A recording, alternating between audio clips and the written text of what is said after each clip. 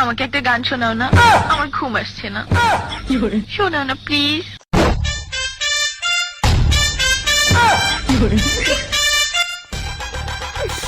তুমি আমার কাছ থেকে গান শুনবা জান?